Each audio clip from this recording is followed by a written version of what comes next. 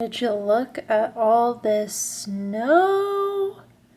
It's starting to feel like the holiday season. Cue the Christmas music. Hi friends, welcome back to my channel. We got snow last night and it just feels so cozy inside, and you know what? What better way to spend a little snow day than to do some baking, right? With Thanksgiving approaching, I thought it'd be fun to share with you guys my favorite pumpkin bread recipe that I make.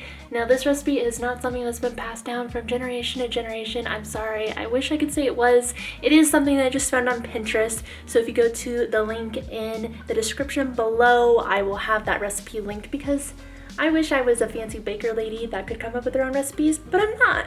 But I can tell you that this is a wonderful pumpkin bread recipe, and if you're not like a super experienced baker, this is still something that you can do too. Because I'm definitely not a super experienced baker lady, but I can follow a recipe. So let's get into it, shall we? Obviously, I gotta start out giving you guys a little overview of everything I'll be using today.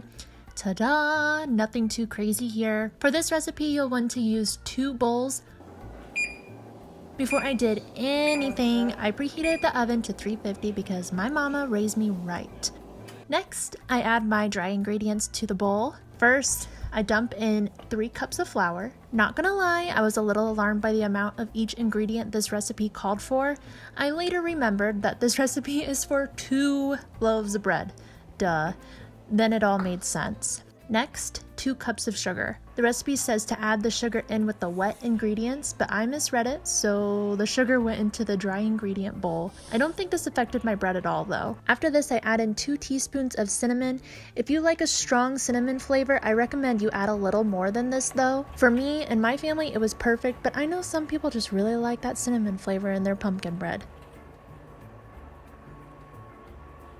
Next, 1 teaspoon of salt and 1 teaspoon of baking soda. I gave it a good mix before I moved on to my wet ingredients. See, this is why I recommend a big bowl. My dad just cleaned the kitchen, so I was trying to be very careful not to ruin his hard work here.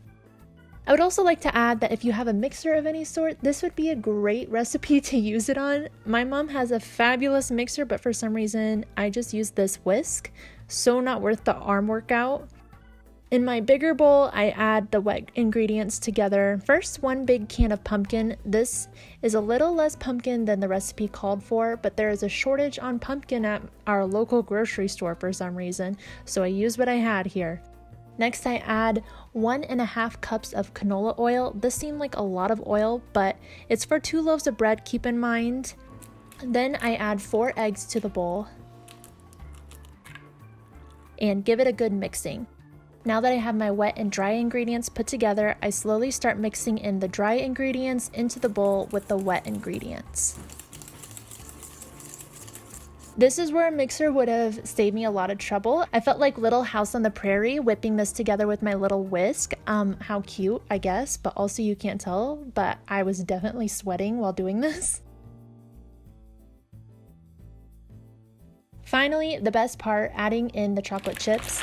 The recipe calls for semi-sweet, but dark chocolate is my favorite, so that's what I used. I don't measure these because, like garlic, you measure chocolate with your heart, okay? I made sure to grease my pan, and then I poured in my batter. I definitely should have put more batter into this pan, but I wasn't sure how much the bread would rise and was worried it would overflow in the oven.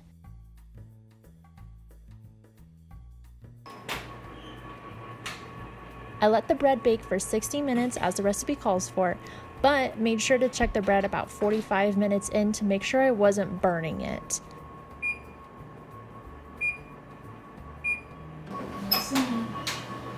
That's fun. Look how this looks. Ooh! I think it's done. That's like 60 minutes on the dot. I'm currently kneeling on the floor so I can try this and also show that I'm trying it. I took my hair out of a bun because it was giving me a headache. But here we go. It's fluffy. Just like I remember.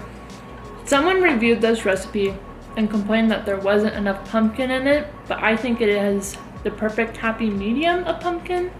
So if you like pumpkin but you don't need a ton of pumpkin, this is it. You can always add more pumpkin, I would think, or add more cinnamon or nutmeg or whatever you want to do, but I didn't think I liked pumpkin bread till I made this for the first time, and now I like pumpkin bread. So in my opinion, it's worth trying. Thank you so much for watching this video, and I'll see you next time. Okay? Okay. Bye.